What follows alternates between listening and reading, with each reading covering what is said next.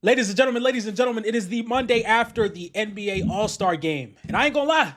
I ain't gonna lie. We might be back. We might be back. We might be back. NBA took it personally. They was like, bro, first off, y'all got this world team all assembled together like they can beat us.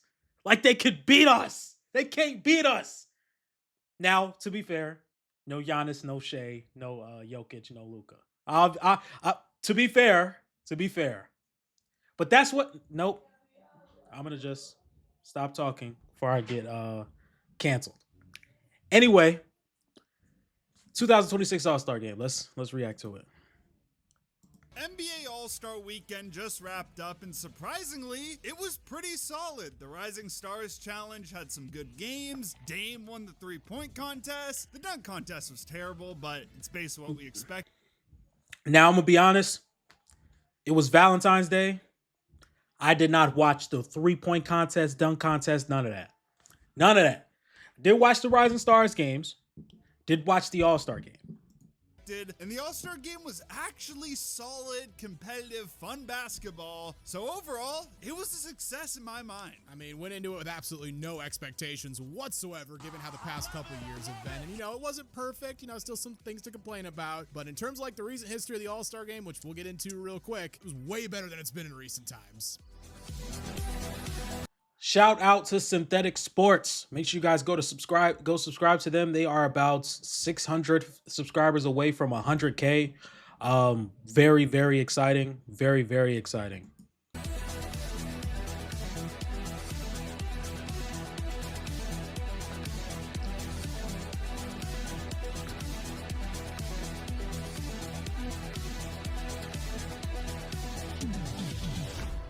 Before we start talking about All-Star Weekend, please give the video a like, subscribe to the channel, and hit the notification bell so you don't miss on any new videos.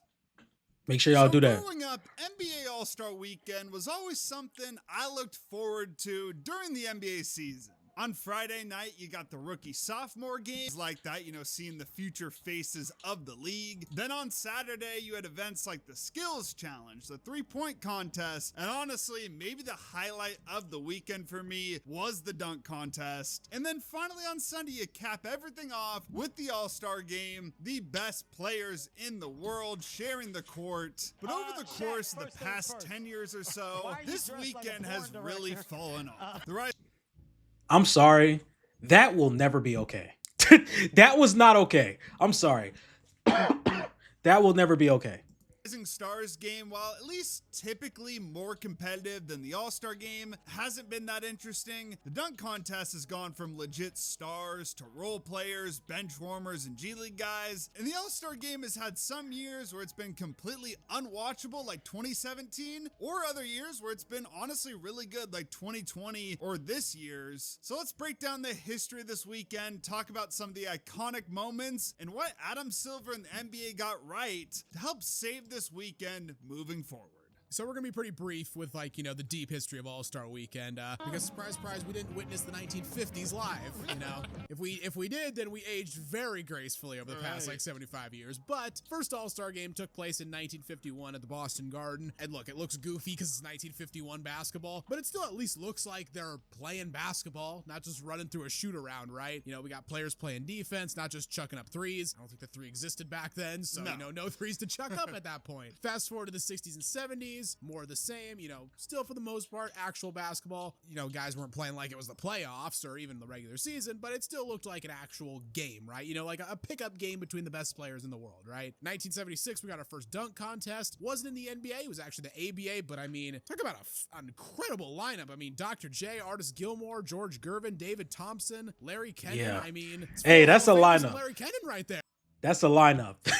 That's a lineup. For people that don't know about 70s basketball, George Dr. Gervin, J, David Thompson, David Thompson, Artis Gilmore, George Gervin. Larry Kennan, it's 400. Hey, I'd be seated. I'd be seated. I don't care. I'd be seated. Hall of Famers and Larry Kennan right there. Sorry, Larry, wherever you are, but He was still an all-star at least. yeah, there you go. Dr. J ends up taking that home. And a little side note here, the NBA actually added their own dunk contest the next season after the merger, but it wasn't during All-Star Weekend. It just happened throughout the course of the year. It was like a tournament style one-on-one. It took place during the halftime of games. Tournament style. Adam Silver would love this one. Yeah, I'm surprised he hasn't added this. Absolute stars were in this though. Kareem, Alex English, Dr. J, George Gervin, Elvin Hayes, Moses Malone, and David Thompson. And See, that's a lineup.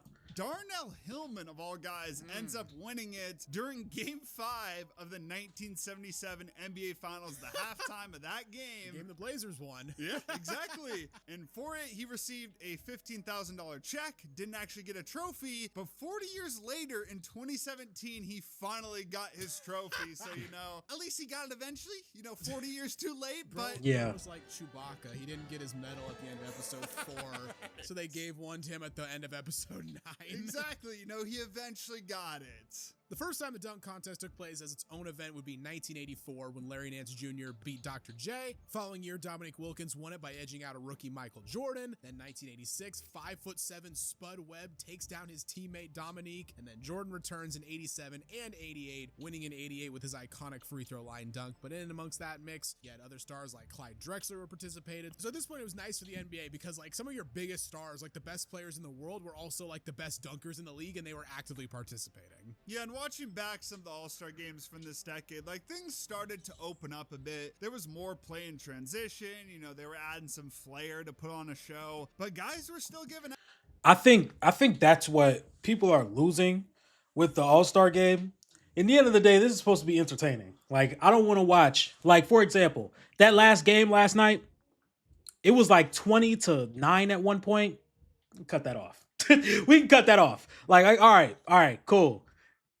There's Stars won. Fantastic. Stars beat Stripes. Cool. We can cut that off. Kawhi had a hell of a run.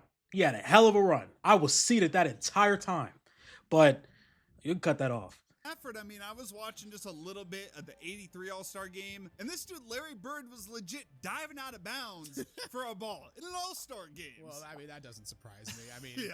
Bird, the guy who famously shortened his own career because he insisted on building the driveway at his mom's house himself, instead of hiring help to do it when he's one of the best basketball players in the world. Hey, I respect it. I respect it too, but Larry, that was a dumb decision. I'm sorry. And speaking of Larry, during this decade, we also got the introduction of the three-point contest. He wins the first one in 86, wins the next two as well, completing the three-peat. Now, this is one of the few events that's actually gotten better over time, just because, the stars still do it. And newsflash, players are better at shooting threes now than they were in the 80s. I know. Don't let the 90s fans hear that. Right.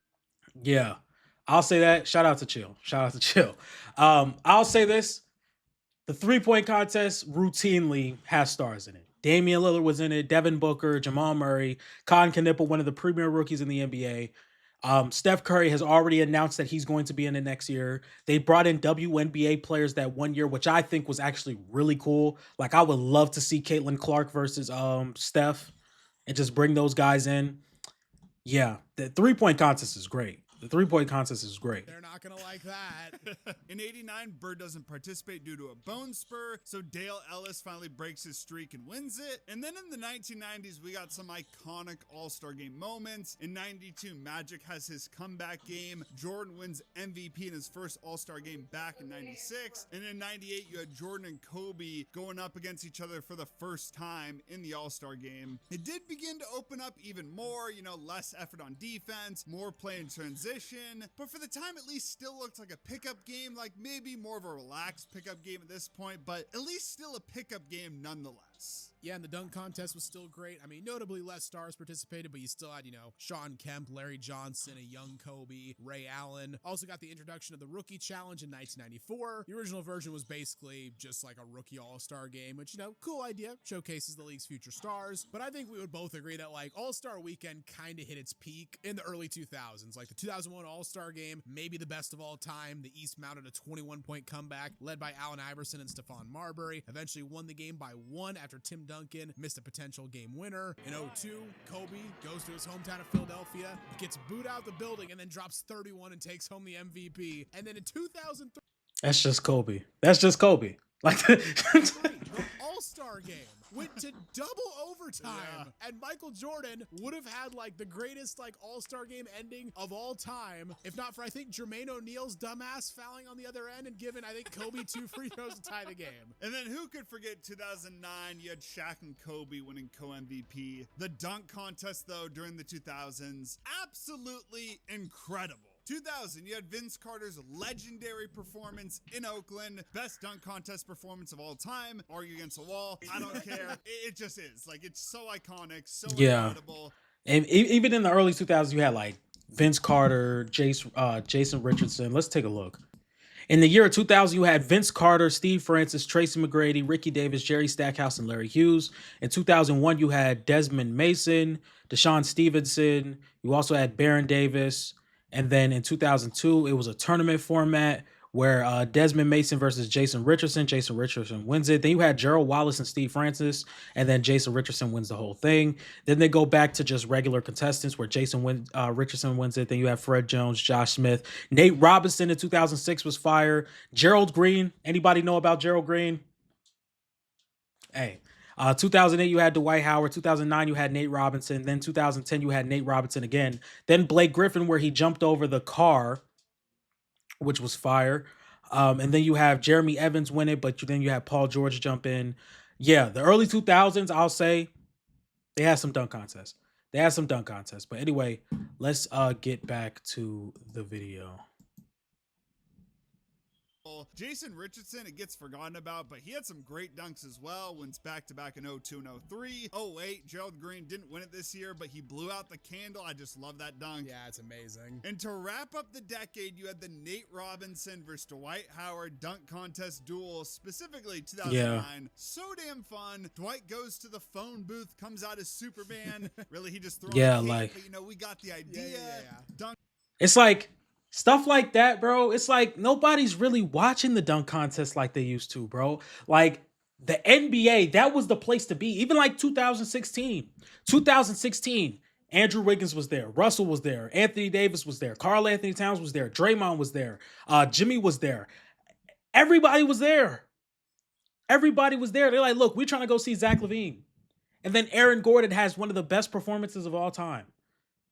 Like, this is... Yeah. On the 12-foot hoop. So Nate Robinson then responds with the whole green ball as kryptonite to counter Superman. I gotta wonder, like, did they plan that ahead of time? Or did Nate just be like, you know what? Dwight's definitely going back to Superman again. Like, it's his whole nickname now. It's his whole persona. Like, he's definitely gonna do that again, so I gotta be ready in case he does. I don't know. As a kid, I thought he just, was ready, but looking back... he just had the green jersey and the glow-in-the-dark ball. Yeah, they probably just planned ready to go. Yeah, they definitely planned that shit. Think about it. You think an NBA stadium has a glow-in-the-dark ball? Just waiting, just there? Be like, yeah, bro. Oh yeah, he just put on a Superman cape. You got a glow-in-the-dark arm sleeve and a glow-in-the-dark basketball for me just ready to go? Oh yeah, bro, we can get that to you in T-minus 10 seconds. No, that was planned. That was planned. Robinson jumps over Dwight, pushes off, obviously, but it's a 5'9" guy jumping over a 7-footer. Like, who cares, right? 3-point contest remains solid. Jason Kapono sets a new record in the final round, getting 25 points in 2008. In 2000, the rookie challenge becomes the rookie sophomore game. Another change where people might be like, I mean, why did they make this? I mean, they kind of made it unfair on the rookies. They would only go 4-8 overall in the 12 years of this format, but I thought it was nice to have, know, like the two most recent draft classes like going Yeah. against each other, right? You know, I thought that was interesting, right? It's like when you had like, you know, the class competitions in like high school, Yeah. you know, like the freshmen against the seniors, the sophomores against it's fun. Stuff like that's fun. Yeah, I preferred that version as well. In 2003, we had some more events added. There was the celebrity game. I mean, it sometimes gives you some funny moments. It's super hit and miss. Yeah, it's super hit and miss. It's a nice filler. Like, I'm not going to complain about that being on a Friday. Yeah, the celebrity game, I ain't tuning in. I'm not tuning in. Until they get some celebrities that can actually hoop, I'm not doing it. I'm not doing it. Because half these celebrities can't hoop. Like, you think I'm tuning in to watch Drewski play basketball for 48 minutes? No, not happening. I'm not tuning in to watch Kai Cenat play basketball. Like, I could cut on a stream. I could cut on YouTube and just watch a celebrity play basketball. I want to see people that can actually hoop. I want Chris Brown. I want J. Cole. I want other guys that can play basketball. I want other guys that can play basketball. You know what's even better? To fix the celebrity game, bring some of the guys from the next chapter. Bring some of them. I promise you people are tuning in. I promise you people are tuning in because they got NBA players pulling up to the next chapter. Kyrie Irving was at one of the next chapter events. Michael Beasley and Lance Stevenson had a one-on-one and it went pay-per-view. Bring some of the guys from the next chapter to the celebrity game. I want to see some of YouTubers' best basketball players hoop here. That's what I want to see. That's what I want to see. I don't care how big of a celebrity you are. If you can't play basketball, I don't want to watch. I'm not going to watch. Night. Exactly. It gives you something to watch. Either that or some NBA players. That was cool. Seeing Puka Nacua play at the celebrity game. Else is on. Yeah, and you also got the skills challenge added, which again, not much really comes of it, but decent filler at least. But like we said earlier, we really feel like NBA All-Star Weekend peaked during the 2000s. Coincidentally enough, we were kids, so maybe it's nostalgia, I was but going to say, yeah, fun fact, the golden era of the NBA All-Star Game and the NBA and kind of just stuff in general. yeah, movies, Yeah, music, video life, game music everything. is when you were a child. Yeah. Now on to the 2010s. Later in this decade, the All-Star Game completely fell apart, but at least to start the decade, it remained solid. 2010, it comes down to the very end. Chris Bosh hit some free throws to put the East up too late before Carmelo misses a potential game-winning three. 2011 was competitive at the end as Kobe wins his fourth All-Star Game MVP. And in 2010, this dude Kobe got his nose broken in an All-Star Game because Dwayne Wade said, I ain't letting any free lanes to the basket. No easy baskets I'm in gonna this game. smack this dude and get a flagrant foul. Those are Olympic teammates, by the way. Yeah. Just smacking the shit out of each other in an all-star game. This is also the game where LeBron passed up a potential game-winning shot at the very end, and the West holds on to win by 2. After that, though, Oh, I know for a fact. I don't even remember. But if LeBron passes up a chance to win the game in the All-Star game, I know the media is ripping him to shreds. Mind you, this is pre-championship LeBron. This is I won a championship LeBron. For sure. They're trashing him. They're trashing him. They're trashing him. The West holds on to win by 2. After that, though, 2016 was cool, mainly because it was Kobe's final All-Star game, but at this point, like, it just didn't resemble real basketball anymore. It was no effort. It was either dunks or three-pointers. Really hit rock bottom in 2017. We've talked about this game before. 122 threes attempted. The shot chart is a joke. And after that, they felt like they needed to make a change. So they changed it to, you know, the two captains. They drafted. I really feel like this format is so underrated. I feel like this was really underrated. And even when they did the drafts right before the game so it can emulate a pickup game, I feel like that was underrated as well.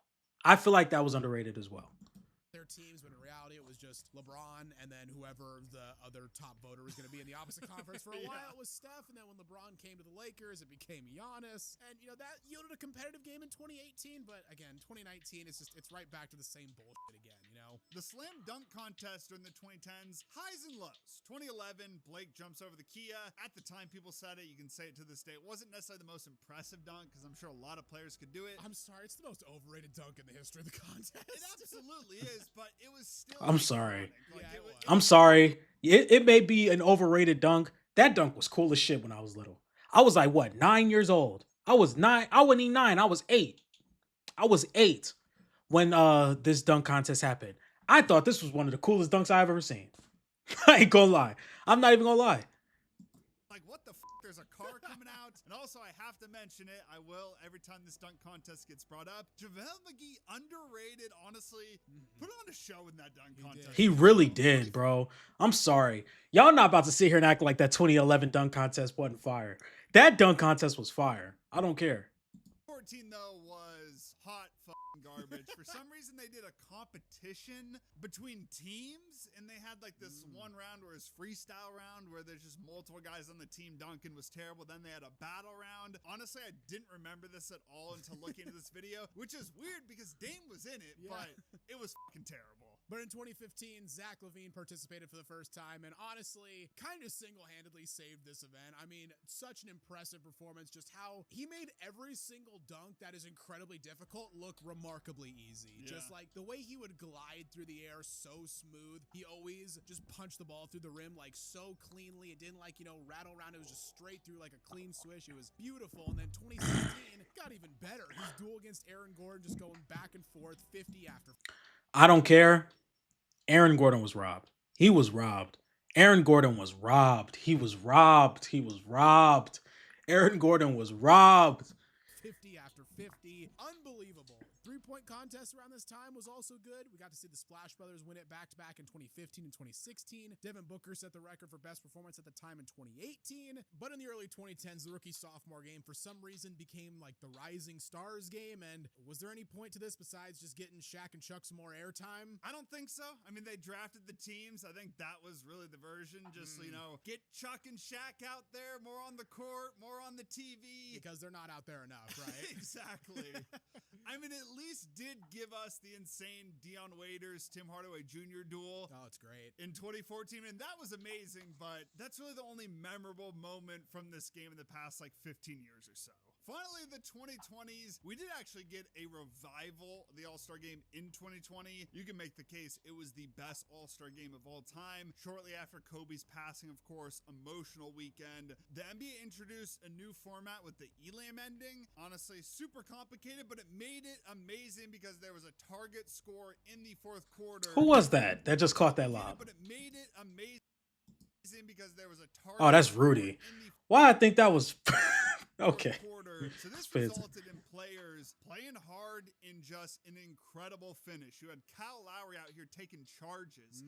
Guys were playing defense. It was the best possible version of what the All-Star Game could be, where it's the best players in the world actually, playing hard, like a pickup game at 24 that gets competitive, but it's actually the best players in the world, not just some local, 14-year-old high school guy versus some 24-year-old unemployed dude. Versus me. Exactly. Versus you. Yeah, 2021 wasn't very good, but 2022 gave us another great finish as LeBron hit the game winner in Cleveland. Steph had 50 in this game, did he not? But after that, 2023, despite, still having the Elam ending, not competitive at all. And then 24, they tried to go back to the basics. They went back to East versus West. Well, the East scored 211 points. And they shot 168 three-pointers. Exactly. And it was unwatchable. And then last year, more of the same. For some reason, the NBA decides to add Rising Stars to the event and made this 4-team mini tournament. You also had Kevin Hart, for some reason, commentating during the game, making jokes. Honestly, kind of being a little bit disrespectful as the game's going on. They brought out fucking Jimmy Beast for some reason to do the 100K shooting contest versus Dame. And over half of the... Yeah, I'm sorry. Last year's All-Star Game was a fucking mess. It was a mess, bro. Way too much Kevin Hart. And I'm a big fan of Kevin Hart. But way too much Kevin Hart. Because, one, halfway through the game, they stopped to give their tribute to Inside the NBA. Kevin Hart calls Shaq a porn director. Then Kevin Hart tries to bash SGA in the middle of the game. Bruh, let's get the game going. We don't care about Kevin Hart in an NBA game. We don't care. We don't care about Mr. Beast. The actual airtime of the game was commercials. There was so many stoppages. So overall, it was just a terrible All-Star game. For the dunk contest, just like the All-Star game, 2020 was really good. We had Aaron Gordon going at it with Derrick Jones Jr., but since then, it's been terrible. And honestly, like, I'm not sure if it's savable at this point. Like, maybe if they could get some better players in, you know. Yeah, like the only way you're saving the dunk contest is if some stars go. And it's not even like it don't even have to be like big stars, but as long as these guys can be recognized, like half the players, a casual fan is not recognizing them. They're not recognizing them. Like, I promise you, all it takes is a few players to say, "Hey, I want to start doing the dunk contest," and everybody else is going to start wanting to do the dunk contest. Like, I'm not saying it got to be Zion, Ja, Anthony Edwards, and Giannis Antetokounmpo. Like, off the top of the head, like a dunk contest could feature like Stephon Castle, Donovan Mitchell, Jalen Johnson, and a Thompson twin. I promise you, more people will tune in. It doesn't have to be Zion and Ja and Giannis. It doesn't have to be those four. You can get Donovan Mitchell, Stephon Castle, a Thompson twin, and Jalen Johnson. And I promise you, people will tune in. People will tune in. The fact that we've already seen these dunks and it's not making it any better that it's from people that a casual fan does not know. That's the issue right there. Like, it doesn't matter. Nobody cares about the dunks. People want to see the stars in the dunks because in the end of the day, one of the parts that I miss most was seeing some of the other stars on the court hyping up these players after the dunks. If these star players or even more known players get in the dunk contest, it wouldn't be that big of an issue.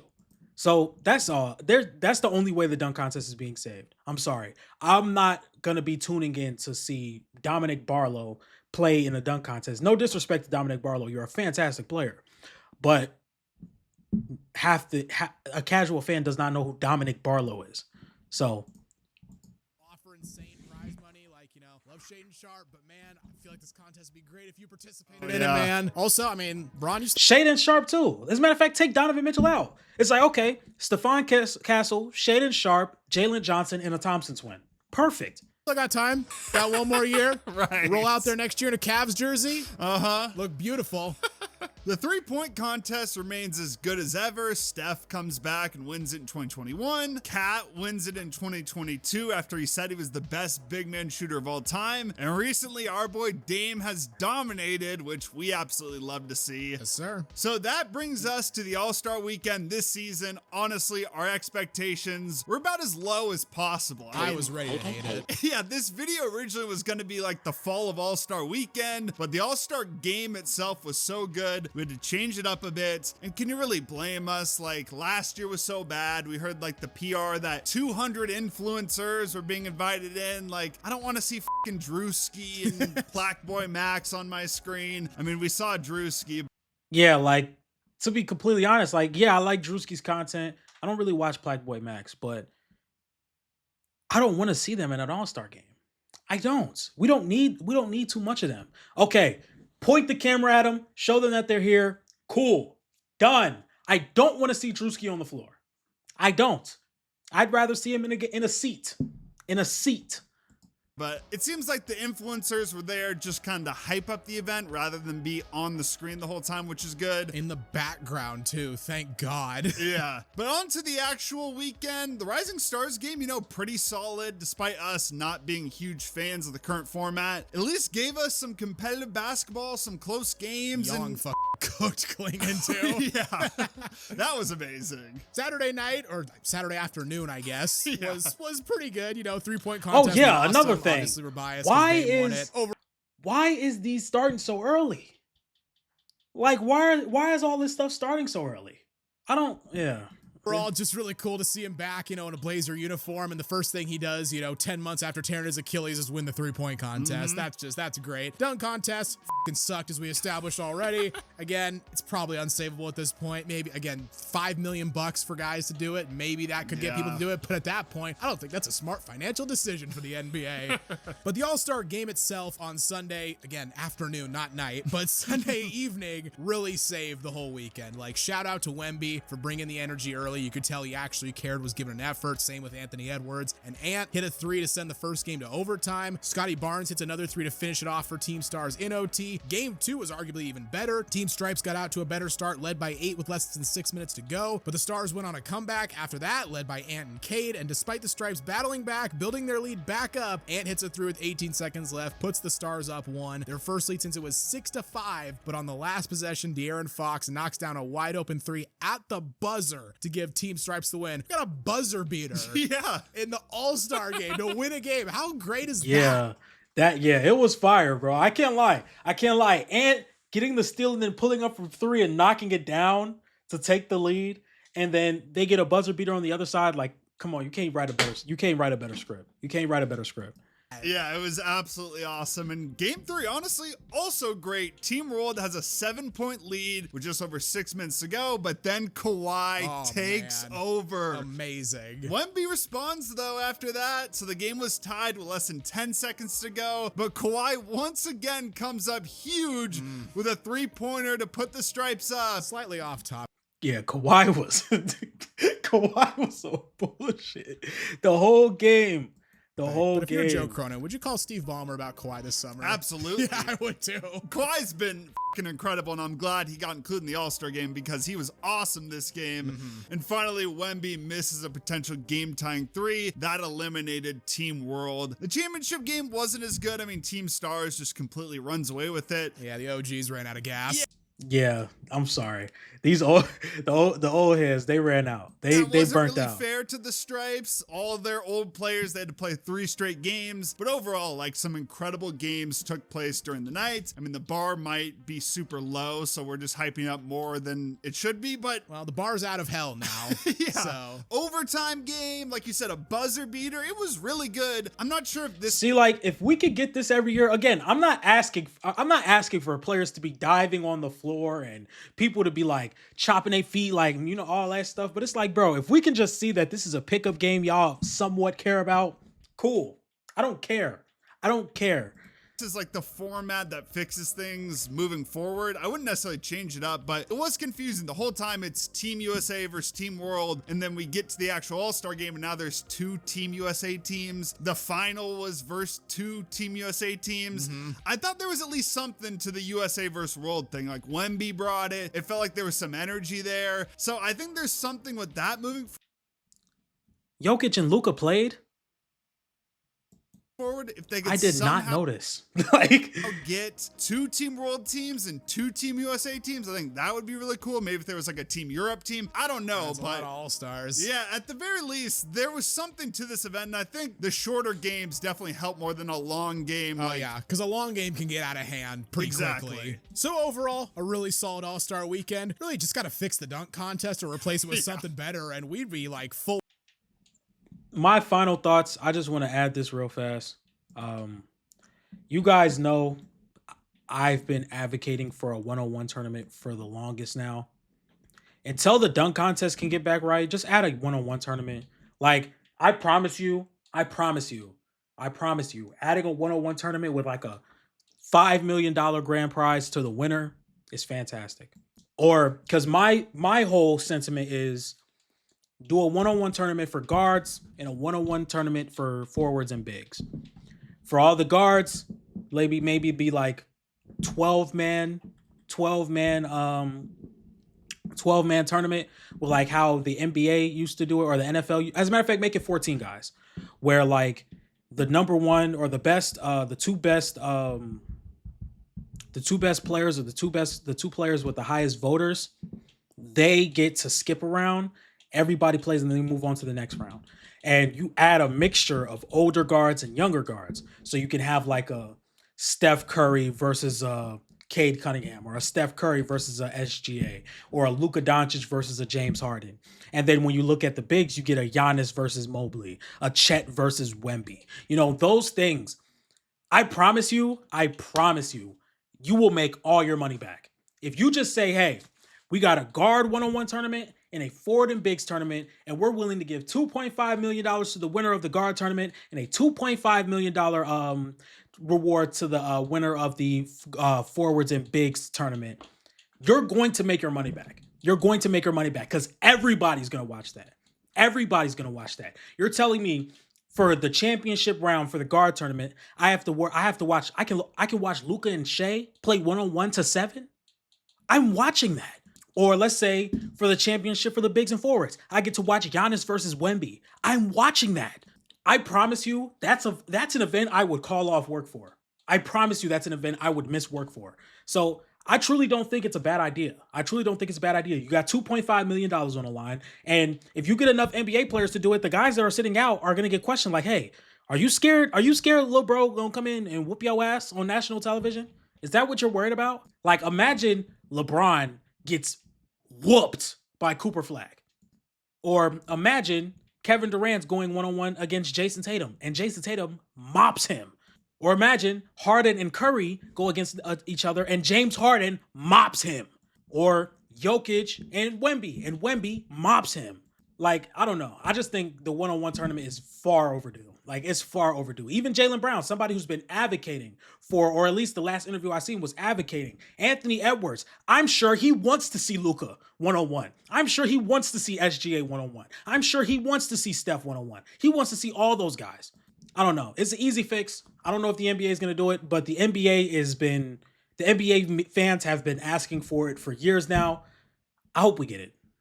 So, ladies and gentlemen, if you guys like this type of content, please be sure to like, comment, and subscribe. Make sure you follow me on Twitter at ATP Sports 1. Make sure you guys follow me on TikTok at TheBuzzerENT. And make sure you guys follow me on Instagram at TheBuzzerSports_. And with all that being said, I'll see you guys tomorrow.